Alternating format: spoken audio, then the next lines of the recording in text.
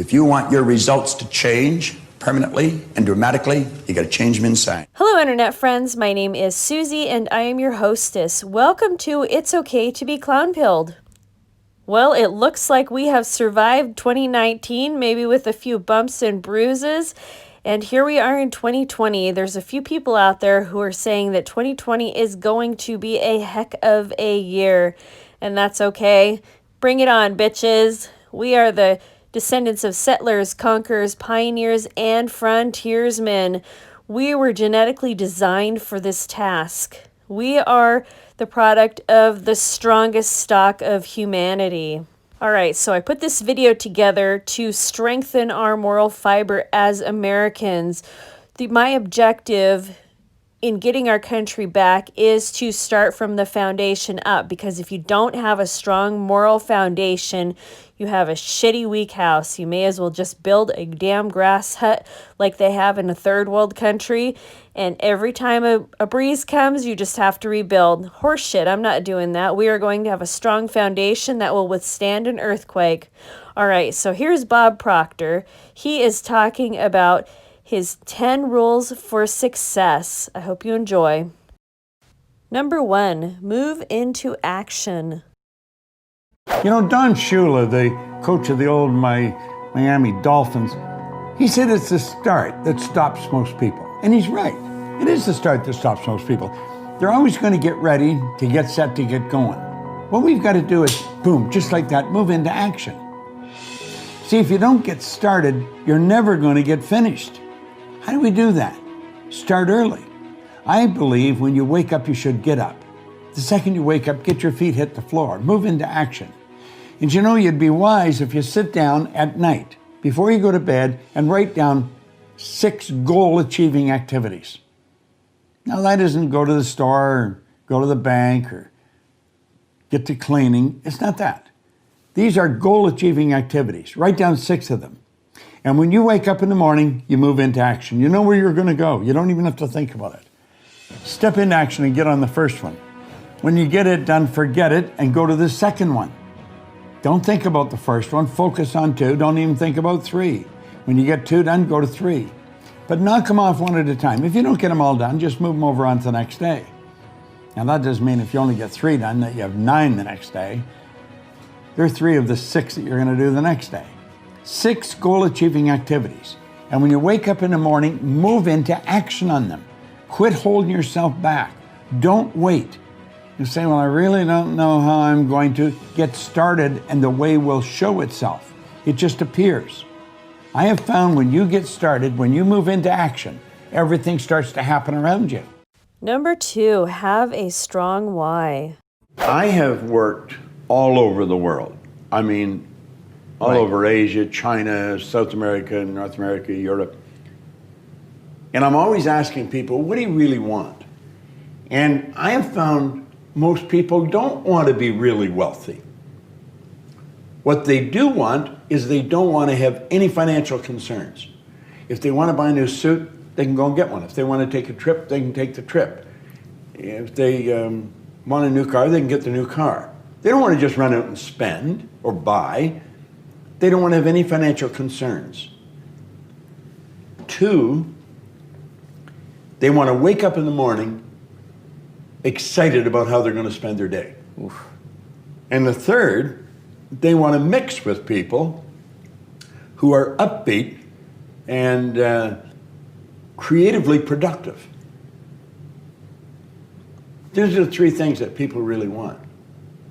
So in answer to your question, if somebody's watching, what's the first thing they should do? Well, the first thing they should do is understand why we have goals. Not just to set a goal, because most people don't set goals right. They're operating with a limited level of consciousness, so they're thinking, if I could get a little more money, and if I could get him to help me and her to help me and this happened, then I could do this. Maybe this is get a new car. What we've got to understand is we're trading our life for our goals. Literally trading our life. Would you trade your life for a car or a house? I don't think so. So it's got to be something really meaningful. And we're not taught to think this way. We should sit down and don't give any thought to where the money's going to come from, where the help's going to come from. It's what do you really want? Like Ed Hillary was a beekeeper in Auckland. That story. He wanted to climb Mount Everest. It had never been done. People died trying to do it. He went in 51 and failed. He went back in 52 and failed. In 1953, he stood on top of the mountain with Tenzing Norgay. But he didn't know how to get there until after he had got there. Edison didn't know how to illuminate the world until after he had done it. The Wright brothers were bicycle mechanics in Dayton, Ohio. No one believed you could fly. They had been trying it for years. But they saw it. But they wanted to do it. They didn't know how, and they couldn't tell you until after they had done it. Now, the first flight only lasted 12 seconds. And the naysayer said, yeah, but they only were up there for 12 seconds. They said, we not only got up there, we kept the damn thing up there for 12 seconds. So when a person sets a goal, they've got to say, what could I want? If I just let my mind just wander, use my imagination, how do I really want to live? That's what they should be doing. Number 3, start with a vision. Most people don't use their imagination constructively. Most people use their imagination destructively. They imagine what they don't want. We've got to consciously and deliberately imagine what we do want. If we will take and sit down with a pen and ask ourselves, what do I really want? What do I really want? And write it down. And then make a written description of it in the present tense. Writing causes thinking. Thinking creates an image. And you get these images going, you're building a vision in your mind. It's the visionaries that's changed the world. Think of that. The fact that I can sit and look into this camera, and you can sit and look at me on your phone, or on your TV, or on your laptop.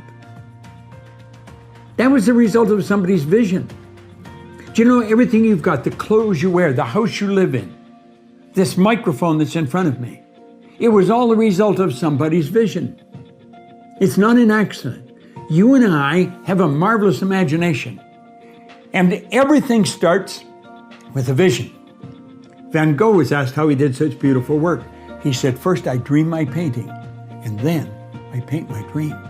Number 4, improve your self-image. You know, Dr. Maxwell Maltz wrote a book back around 1960. It was called Self-Image Psychology, Psycho-Cybernetics. It's a phenomenal book. He said it was the greatest discovery of his generation. He was a cosmetic or reconstructive surgeon, and he found he would do work on people. He might have done a nose job or removed a terrible scar. And he noticed that when he did that, there was a phenomenal change in their personality. But he noticed with others, he would make a phenomenal physical change and there was no change in their personality. And that led him to postulate that we have two images. We have the one that's coming back from the mirror, but we've got an inner image. And that inner self-image is literally controlling our life. You will find people that have a very poor self-image or low self-esteem. They won't look you straight in the eye. They're afraid to shake hands with you. They're very shy and withdrawn. They go through life hiding from life. They don't like themselves. They don't know themselves. Do you know when a person improves their self-image, they change their entire life. Their income changes, their relationship changes, their health changes. And do you know how you do that? Start studying you. Start to find out more about you. There's something phenomenal about you. Do you know, when I began to study this material 57 years ago, I had very poor self-image. I had low self-esteem. I took dumb jobs. I never earned any money. I never had fun. I had poor relationships. And as I started to study real solid information, everything in my life started to improve. I've got friends all over the world today. I earn millions of dollars. I'm in my 80s and I get as much energy as a person in their 30s. Do you see, when you start to understand really who you are, you're God's highest form of creation. There's things about you that just about blow your mind as you start to study and really understand them. You'll walk a little taller. You'll stand a little straighter. And you know something? You'll enjoy a whole lot more of life. Number 5, develop awareness. You've got to wake up. You see, all we're ever going to get is awareness. We've already got everything. The only thing we lack is the awareness of what we've got. We're God's highest form of creation. There's nothing on the planet that will equal us. Well, that's all any of us are after. That's all the problems in the world come from ignorance. That's the purpose of life, to overcome ignorance, develop awareness. The only way to overcome ignorance is through knowledge. And the only way to get the knowledge is to study. Most people, they finish school, close the book, say, that's over. I'm never going to open another book as long as I live. They're screwed. It's all over. Number 6, make decisions. You know, Napoleon Hill, in Think and Grow Rich, wrote an entire chapter on decision. Most people never make decisions. They have a difficult time with it. Why is that? I think they have a difficult time because their parents made decisions for them until they were too old. And they never learned how to make them. Do you know, the one thing that I did with my kids, I never made a decision for them. They didn't like it. They'd say, come on, don't do that to me. And I said, no, what do you think you should do? And I'd leave it at that. Decision making is a phenomenal concept. And you're going to find out, as he points out in here, that successful people make decisions very fast and they change them very slow, if and when they change them at all. And he said the people that have difficulty in life make their decisions very slow and then change them fast and often. And you know, decision making is a funny thing. You and I think on frequencies. If we could see a bunch of lines and we're thinking on a frequency, and we're on this frequency here and we say, I'm going to do that when this changes. This is never going to change until you get up on this frequency. See, the good that you're after is on a higher frequency than you're operating on, a greater awareness. And if you're down here and you're thinking here on this frequency, and the good you want up here, you got to get your mind up there. How do you get up there? Make the decision, be there. And that's really what you have to do. The second you make a decision, you flip your brain onto a different frequency, and you start to attract things to you that you'd never get without making the decision. Number 7, get out of the box. See, someone woke me up. That's all I want to do is someone else. What the man said to me, the first guy, he said, you can have whatever you want. Well, you know, you get thinking that you can get out of the box. That's why you've been given an imagination, to get out of the box. It's with your imagination that you build images of what you want. And if you can build the image, you can do it. You can hold it in your head, you can hold it in your hand. When we understand that, like I would imagine this goes out to a lot of athletes, does it? Well, they can have anything they want. They got to pay the price. And when doubt comes in, kick it out. You can't afford the doubt. Number 8, grow yourself. If I want to do something, I find somebody that's already done it. And then I do exactly what they tell me.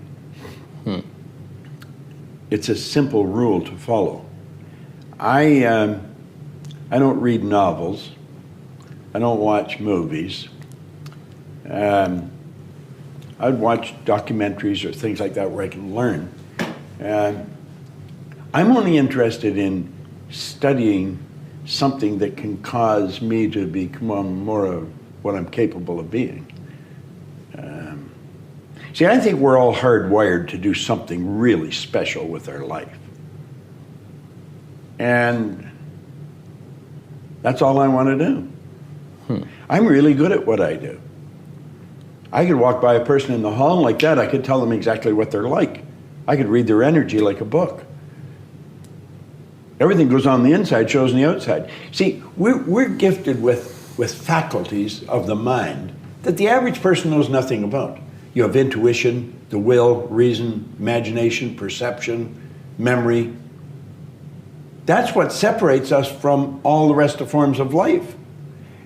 We go through school and never learn anything about it. Like you'll hear people say they have a bad memory. There's no such thing as a bad memory. Everybody has a perfect memory. It's just weak. They've never developed it. Our imagination. Your imagination is the most magnificent. Hill said it's the most marvelous, miraculous, inconceivably powerful force the world's ever known.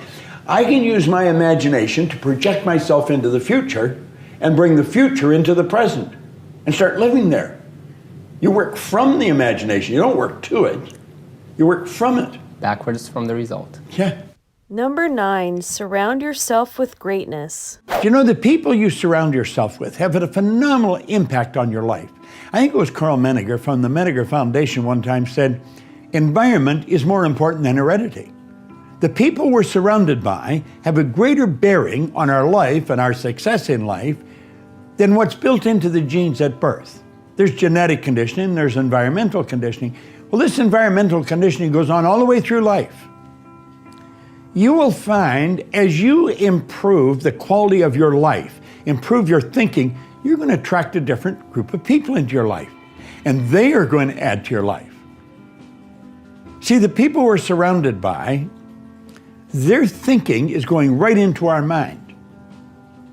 We want to mix with people who are really making it happen. Take a look at your 5 people that you're with most often and ask yourself, if I have children, would I want them to grow up be like them? If the answer is no, you better start looking for some new friends. If the answer is yes, you're already in the right circle of people. Think about what I'm saying.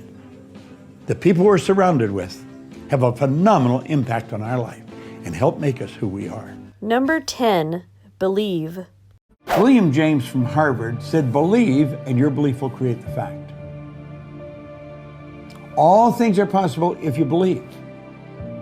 Well, you know, I studied for a long time. I started to study this book, Think and Grow Rich. And he talks about belief in here. He says, you're not ready for what you want until you believe you can get it. I found that the only 2 sources of reference we could go to find out anything about ourselves is science and religion. They all say you've got to believe. So I got figuring out, how do you believe? How do you change a belief? Interesting subject, because I'm going to tell you something. Your results are nothing but the manifestation of your belief system. Well, our belief system, now listen carefully, is based upon our evaluation of something. And frequently when we reevaluate a situation, our belief about that situation will change. Let me repeat that. Our belief system is based upon our evaluation of something. Frequently, if we reevaluate a situation, our belief about it will change. I began reevaluating who I was. I started to study. I never stopped studying. And I found as I reevaluated, I had a much higher opinion of myself. I found out things about me that I would have never believed if you had told me. The power that's locked up within us, the marvelous system we've got. Do you know the blood circulates through your veins every 33 seconds, through hundreds of miles of passageway? Bang, just like that, clears all the food in and all the garbage out. Stop and think of the central nervous system. It's the most complex electrical system in the world. And you've got it. Think of your brain, an electronic switching station like that. You can change the vibration of yourself and everything around you. We have awesome powers, and it's all based on what you believe about you. However, once your desire has been firmly established, it is the expectant attitude that ensures your goal or dream is not uprooted or replaced by any opposing idea. You see, when you understand how this power works and your conscious relationship to it, you're not going to be knocked off track by circumstance because you are expecting the right thing to happen. Like Paul Hutsey said, he said, I found the 10-acre lot because I was looking for the 10-acre lot. Most people don't expect it.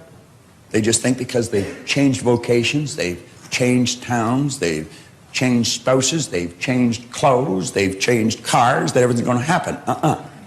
You don't change the kitchen by painting the outside of the house.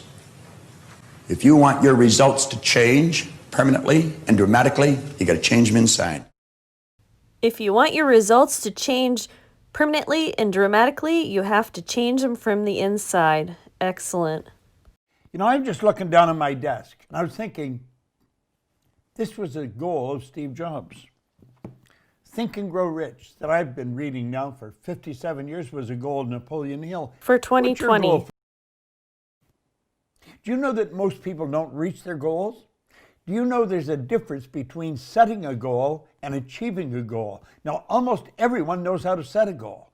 They go into their imagination, they pick out what they want, and they write it down. But you know something? 90-some% never reach it. And I know why. Setting your goal is an intellectual exercise. It's using your higher faculties. Reaching a goal is the lawful process. It's turning the idea over to the universal subconscious mind. You've got to learn how to get these two parts of your mind working in harmony. What are your goals for 2020? Are they scary? Are they difficult? Do they seem impossible? Or do they seem easy and reachable? If the goal that you set doesn't scare and excite you at the same time, it's probably too small. Earl Nightingale once said, this great dream, this surging, dynamic thing, invisible to all of the world except to the person who holds it, is responsible for every great advance of man. The purpose of a goal is to grow, to bring more of you to the surface. You see, you have been blessed with potential that is beyond the scope of your imagination. There's absolutely no end to what you are capable of doing. So select a goal that lights a fire inside of you. Commit to do something you have previously only imagined. Then, handwrite it on a sheet of paper. Leela Mel van der Waal said, writing causes thinking. Thinking creates an image. Images control feelings, and feelings control actions. Actions create results. Go ahead, write your goal out today, and then rewrite it every day. It will make you feel good, and that will cause you to take action that creates the results you desire. Where do you write your goals down? Do you write them down in a book? Do you write them down on a piece of paper? Or do you write them down on a whiteboard? I have to write mine down on a big giant whiteboard so I see it every single day. You know, one of the things, there's a lot, and this confused me for many years. You know, when I've studied goals teaching for 20, 25 years, and there's people out there that teach, don't set a goal that's so big that you can't believe that you can reach it. And I hear you saying totally the opposite, and the opposite is set a goal that you want. Forget about whether you think you can reach it or not. Hilby didn't know how to get to the top of Mount Everest. Right. He went there in 51 and he failed. Right. Everybody said, see, I told you you couldn't do it. Nobody had ever done it. Right. Anybody that tried to go to the top of that mountain died. Right. But he didn't stay home. He's a beekeeper from Auckland, New Zealand. Where did he get the idea he could stand on top of the world?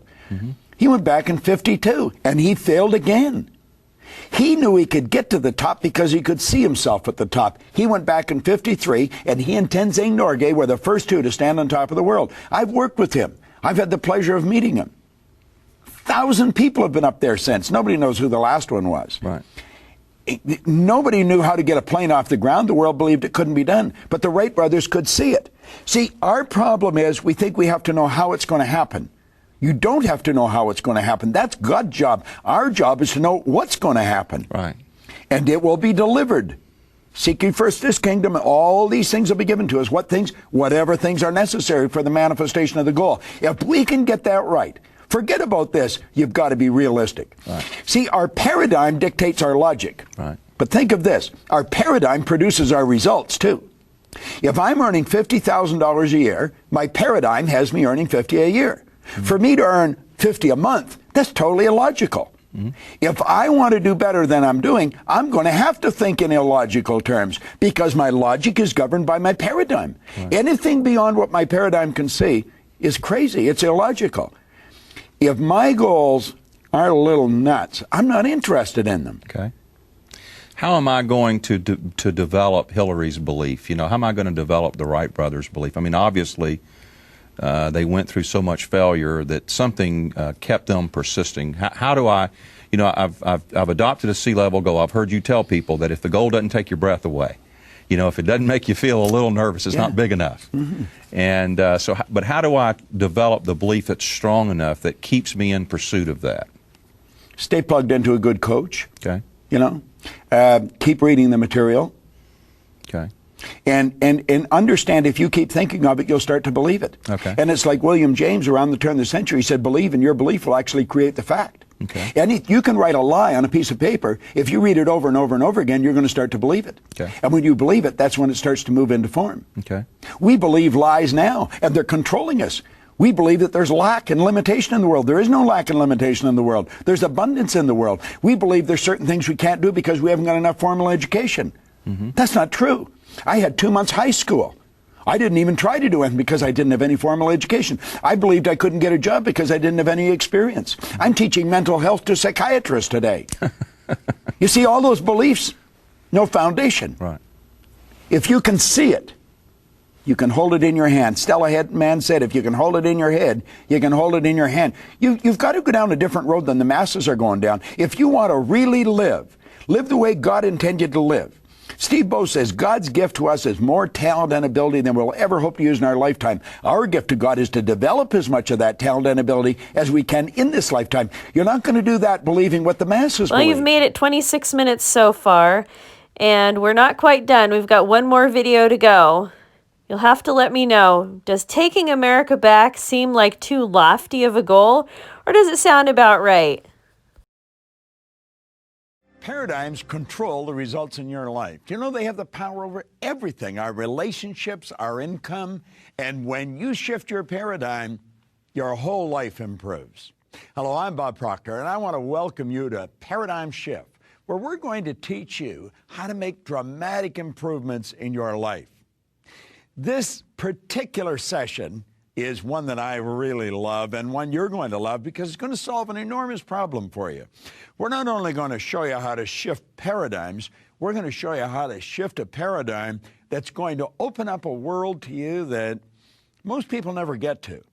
We're going to talk about setting goals. Now you're thinking, well, everybody sets goals. Well, first of all, everyone does not set goals, and 90-some% of the people that do set goals are setting them the wrong way. They're really not going after the right thing. They're not stimulated. That's why so many people start goals and then quit. Well, you're going to find out why they do. You're going to love this lesson. You see, goal setting, if it's done properly, you're always going to get what you want. Always. There are no exceptions to this. We want to set a goal that's worthy of us. I want you to think of this for a moment. You're trading your life for a goal. Now, I don't think you'd trade your life for a car. I don't care what the automobile is. It could be a Ferrari, a Lamborghini. Would you trade your life for it? I don't think so. Would you trade your life for a house?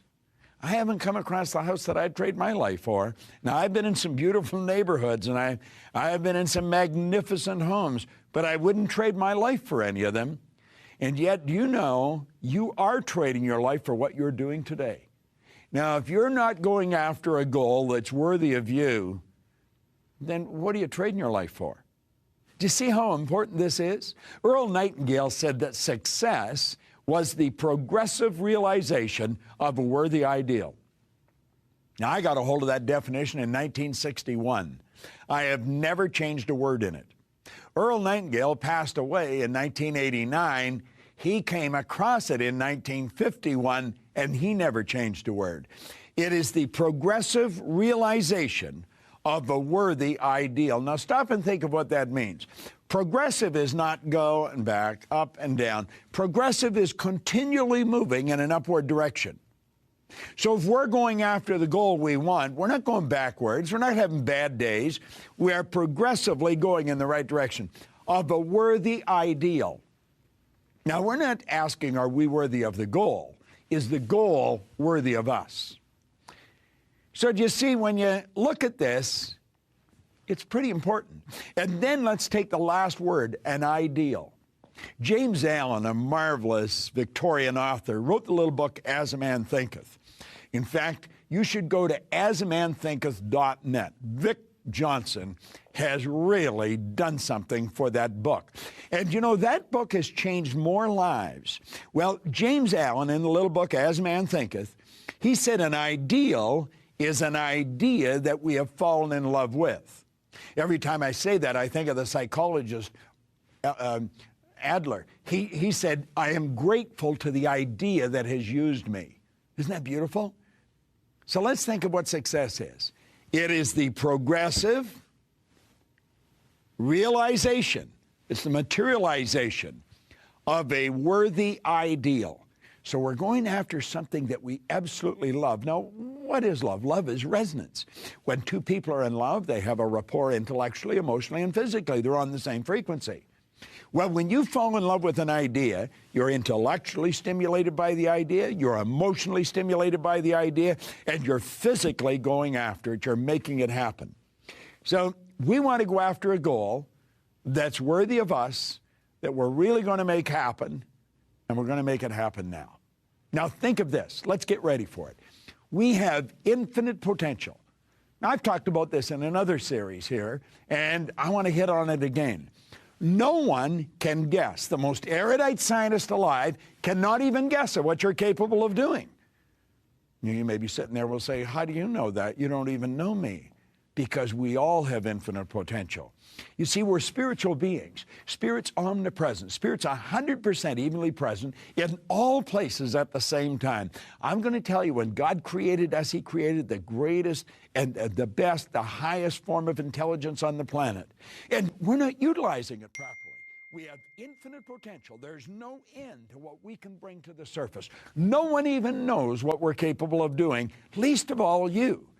So why do we set goals? We set goals to find out what we're capable of and to develop the best in us.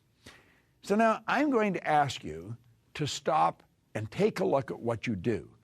Now we're talking here about paradigms. If you've seen any of the other shows in this series, we know that paradigms can control what we do. I say can, they generally do.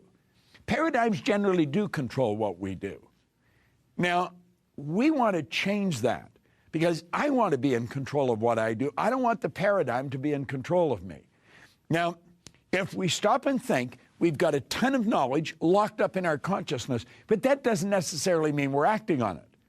Do you know, I have come to the conclusion that almost everybody I've ever come in contact with knows how to do at least 2, 3, maybe 10 times what they're presently doing.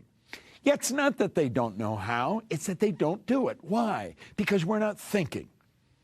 Remember, Earl Nightingale said if most people said what they were thinking, they would be speechless. Listen to the conversations, watch the behavior. Yet it's going to be obvious people are not thinking. Well, let you and I start thinking.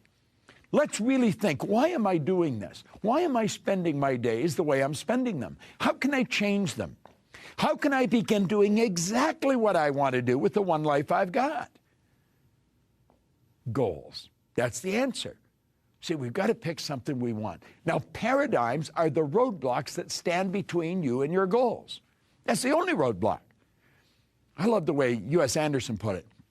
He said, when we fully realize that thought causes all, we will know there's never any limits that we ourselves do not impose. Pogo said the same thing. Pogo said, we have seen the enemy, and they are us. Now, paradigms are the only things that stand in between you and your goals. Now, stop and think of what your goal is. You may want to be a scratch golfer. Do you know you could be a scratch golfer? A lot of people think, well, I'm too old for that. Age has got nothing to do with it. It has absolutely nothing to do. In fact, I'm going to digress for a second because this is an interesting point that I've always been sort of fascinated with. We know, we worldwide, when I say we, I'm talking about Asia, America, Europe, Australia. We almost accept 65 as being an age we should retire at. Do you know where that age came from? Most people don't. Back around 1880, Otto von Bismarck wanted to be elected Chancellor of Germany.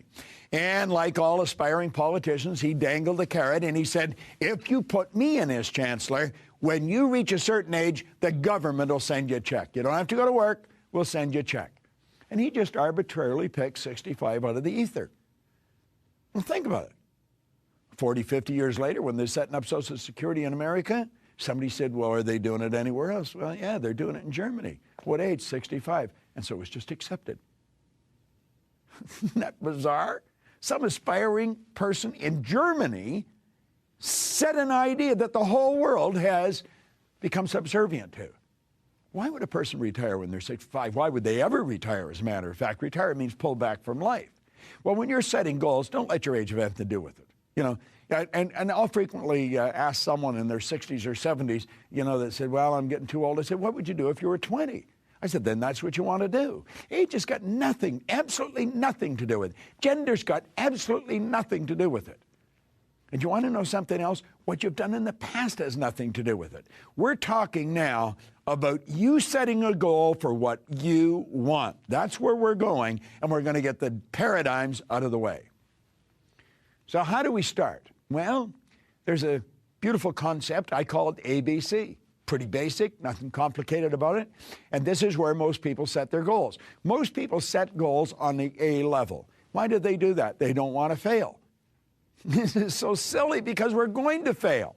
Failing is a part of winning, but most people don't know that. Why do we want to fail? Well, let's go back to the time we're little kids.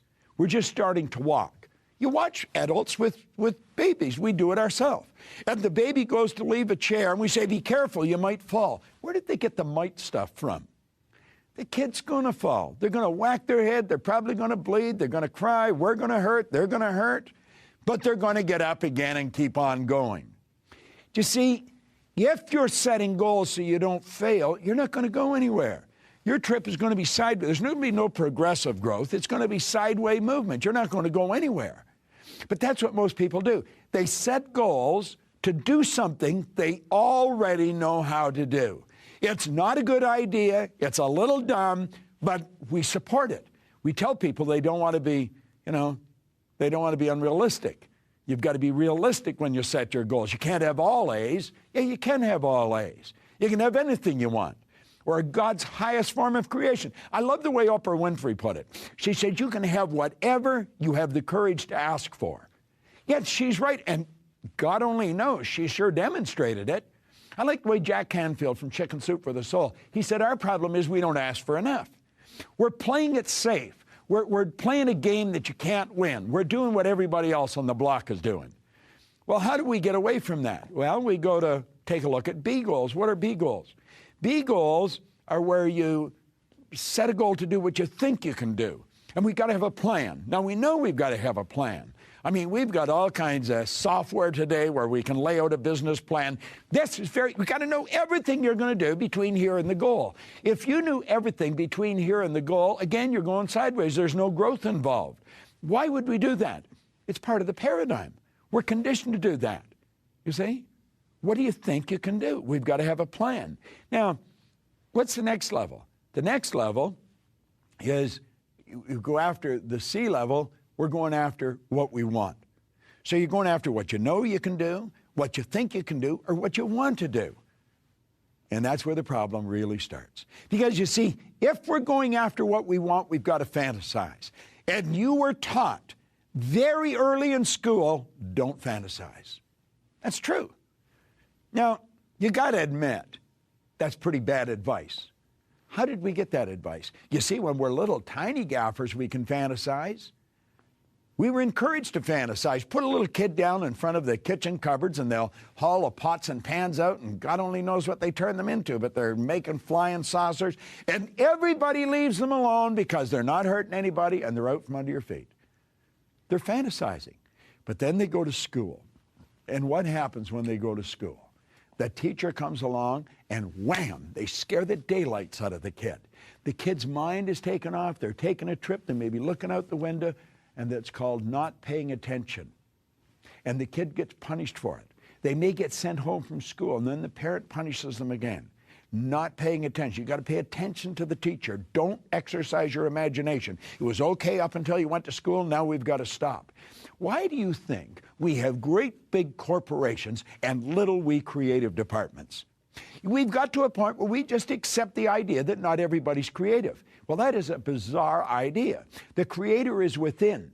Everyone is creative, and there's no one that's more creative than others. There's just some that exercise their creativity more than others. But see, we put a block on fantasizing. We stop it. And so what do? Well, We go from what we know we can do to what we think we can do, and then we go back to what we know we can do. Why? Because you can't go after what you want. You don't know how to get it. See, we have to know how to get it. And yet, anyone that's ever done anything never knew how until after it was accomplished. Why do we do that? We do it because we're programmed to do it. What did I say? Paradigms are the only thing that stand between you and your goal. They're the only roadblocks. Now, here's another thing. I want you to think about this. On the A level, we're doing what all of our friends do. Do you know that you're attracted to people that are very much like you? As a matter of fact, that's why they're your friends, because we're attracted to them. Energy attracts like energy. So we're mixing around with our friends. Now, if I went to your friends and asked them, do you want Harry or Betty to win? They'd all say yes. If we gave them a polygraph, sucked the truth out of them, it would come out, yeah, they want you to win. But they don't want you to leave. See, people don't resist change. People resist being changed. And when you leave, they've got to adapt to your absence, and they don't want you to leave. Therefore, they're not going to support you. So the group that we're hanging around with, when we go to leave and go after what we want, they're not going to support us because, they've got to adapt to our absence. So what's the answer? Well, we take the next step. We go after what we think. Now, if you're going after what you think you can do, understand this. There's no inspiration in it. There is no inspiration in going after what you think you can do. So most people go from what they know they can do to what they think they can do. There's no inspiration there. There's no support. So they quit and they give it up and go back and they do what they know they can do. And they spend their whole life going back and forth between what they know and what they think they can do. If you're in a corporation and you're setting goals, it all has to be planned out. You've got to have a plan. You've got to give a logical explanation of how you're going to do it. Now, that is really dumb. There is nothing to be gained by living like that. If you want to win, there is a concept that must be followed. It's fantasy, theory, fact. Now, they are the three stages of creation insofar as you're concerned. In fantasy, everything starts with the fantasy. I don't care what it is. Walt Disney's fantasized. Take the largest buildings in the world. It was a fantasy, Onassis fantasized, built the super tankers. How about the airplanes?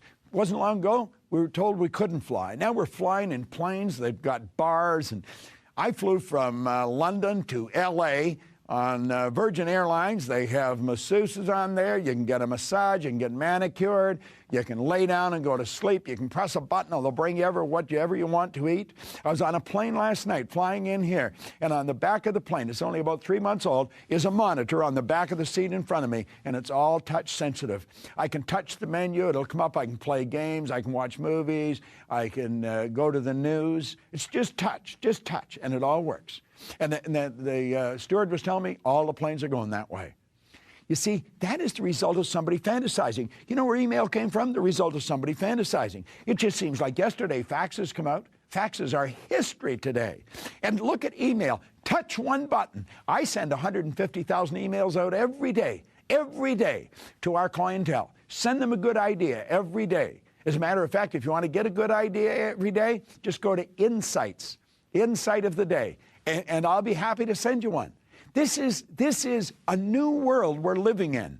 We've got to fantasize. So how does it start? Well, you start by building a fantasy of what you want, but it's got to be what you want. You don't have to know how to get it. Now, this is where goal setting comes in. Take a weekend, take a week, go away somewhere, sit under a palm tree, chew on a piece of straw, and just let your mind take off. How do you really want to live? Yet doesn't matter what it costs. Yet doesn't matter what the resources are. I think I mentioned on another part of this series where Price Pritchett from Texas, he said, the absence of evidence is not evidence of absence. Don't you know that nothing is created or destroyed? Everything we need is already here, if not in one state or another. We've got to build the image in our mind that put us in the vibration we need to be in to attract what we want to attract. We're told to seek ye first this kingdom. Go inside, not outside. Quit trying to figure it all out. Just ask yourself, what do I really want? It's such a magnificent idea. Why weren't we conditioned with this idea? Well, it doesn't really matter. Somebody else may have been responsible for making us what we are. We're responsible for changing it. So build a fantasy. What do you really want? Right? Now, What you have to do now is turn it into a theory. We go from fantasy, theory, fact. So how do you turn it into a theory? And what is a theory?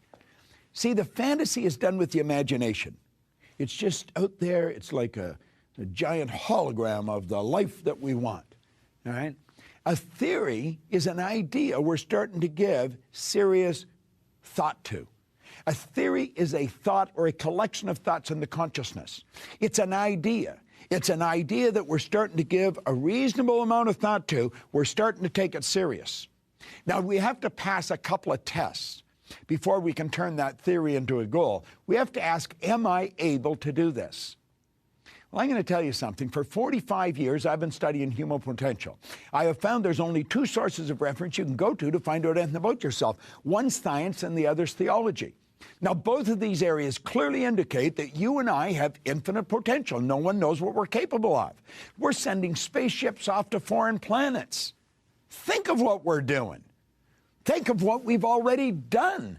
Don't stand in awe, they did that. We did that. Include yourself in it. It was the consciousness that you're operating with that they used. Use that consciousness. Am I able? I don't care what religion you belong to. You could be Christian, Hindu, Jew. Every religion teaches that you have infinite potential. Yes, you're able. You might not know how. You might not have the resources, but you've got to admit, I'm able to do this. I am able to do that. Then you have to ask, am I willing? And that's where we get caught up. Am I willing? Am I willing to experience the discomfort? Am I willing to hurt? Am I willing to give up what I have to give up to get it? Am I willing to spend the time? Am I willing to study? I remember one time reading in an airline magazine an interview with Walter Cronkite. This was years ago. And the person that was doing the interviewing was talking to Cronkite about the astronauts because he knew them all, interviewing them all. And the interview said, they must have had tremendous courage to get in those capsules. And Cronkite said, on the contrary, they didn't need any courage at all to get in those capsules. He said they got in those thousands of times. They got into simulators thousands of times. They had been there many, many times.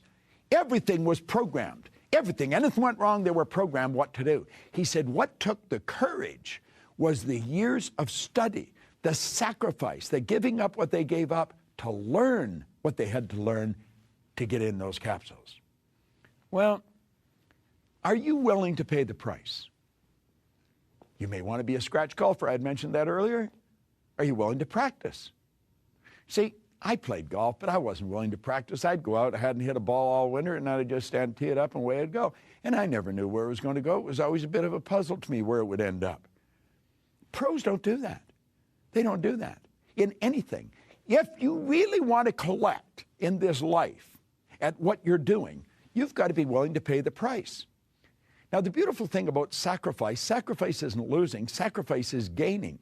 Sacrifice is giving up something of a lower nature to receive something of a higher nature. You see, what you're doing is you're making a space for the good that you desire. So we start out with our fantasy. We say, am I able? Absolutely, I'm able. Then am I willing? Well, you see, if you're going after something you really love, yes, you'll be willing. I love what I do. I absolutely love it. And I'm going to do it until I move out of this body. I mean, it's just, I think I'm involved in the greatest work in the world. And I'm willing to do whatever I have to do to get better at it. I'm willing to do whatever I have to do to learn how to communicate it more effectively. You want to be willing to do what you have to do to become the best at what you're doing. You see, a pro is at his best regardless. It doesn't matter what's going on, they're going to perform. Now, when you say, yes, I'm able, and yes, I'm willing, at that second, your theory turns into a goal. Now you want to take that goal and you internalize it. You let it move into your subconscious mind. You start adding emotion to it. You get emotionally involved. And the second you do that, your goal begins to move into form. Now, by law, that's called the transmutation of energy. See, an energy flowed into our consciousness. It had no form. We gave it form. We built the image. And then we internalized that image. It altered the vibration we were in, which caused us to act different. But you know what else it did? It set up an attractive force, and it brought to us stuff that we would have never brought to ourselves. We attracted everything we need. If it was money we needed, we'd attract. If it was a book we needed, if it was the assistance we needed, it would be there. The idea in our mind began to move into form. Do you know what that's called in religious terms? That's called prayer. Most people think prayer is getting on their knees and making a noise. That's what that is, getting on their knees and making a noise. Prayer is the movement that takes place between spirit and form with and through us. We're spiritual beings. We can tap into pure, unadulterated spirit, and we can build the idea out of pure, unadulterated spirit. And by internalizing that idea and turning it over to spirit, it gives it back to us in physical form. God operates so perfectly. And you know something? That idea will move into form. It becomes a fact. And that's how goals are achieved. We start out with a fantasy, we go to the theory, we pass the test, yes, I'm able, and yes, I'm willing. And then we internalize the idea, and it moves into form. So what do we give up? We give up the idea of going after what we know and what we think we can do, and we go after what we want. So now, stop and ask yourself, what do you really want? See, the only prerequisite is, can you see it? Can you see it on the screen of your mind? If you can see it on the screen of your mind, you're quite capable of doing it. And then can you believe it? See, Napoleon Hill said there's a difference between wishing for something and being ready to receive it. He said no one's ready to receive it until they believe that they can acquire it. The state of mind must be belief and not mere hope or wish. And where does belief comes from? It's in all the good books. It's throughout the Bible. It's throughout the Bhagavad Gita, the Quran, the Torah. You've got to believe. James Allen talks about it through his books. William James said, believe and your belief will create the fact. Well, my old mentor, Leland Val Vanderwall, he laid it out for me one day. He said, our belief system is based upon our evaluation of something. And frequently, if we reevaluate the situation, our belief about that situation will change. It took me 9 years to figure that out. That's how my life changed. I started to believe in me. I started to find out things about me. Do you know that your central nervous system is the most complex electrical system in the whole universe? There's nothing like it. It would make the electrical system in a supercomputer look like a toy. Do you know that the blood in your body circulates through hundreds of miles of passageway? In 33 seconds, it carries all the food in and all the garbage out in one sweeping change.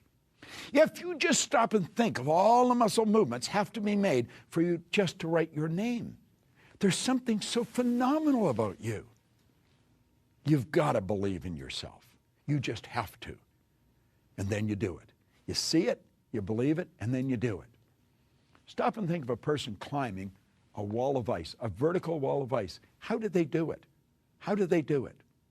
Well, they're on the ground. They know they're on the ground. They see themselves at the top of the wall. They've got the equipment. They got the shoes. They got the spikes. They don't know the steps they're going to take. They can only see themselves where they want to go. They know where they're going. They know they're going to get there. They put one pick in, and then they put another pick in. And then they move one foot, and then the other foot.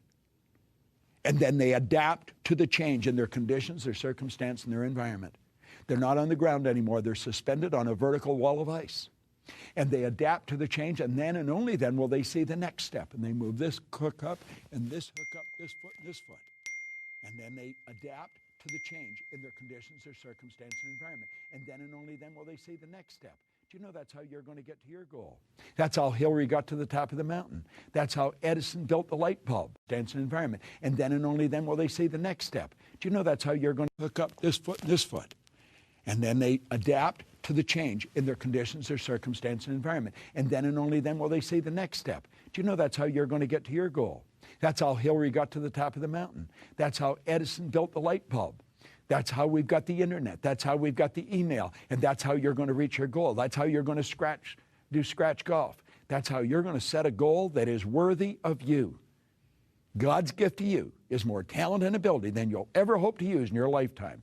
And your gift to God is to develop as much of that talent and ability as you can in this lifetime. Now, that's all the time we have for today. But remember, there's no shortcuts, but you can make a quantum leap through the transference of information and experience. And that's what this channel is all about. So, That's what paradigm shift is all about as well. I want to thank you. This is Bob Proctor. Set your goals, and I'll see you next. All right, internet friends, that's the damage for today. I hope you all have a very American 2020. Thank you so much for listening. I look forward to your comments below.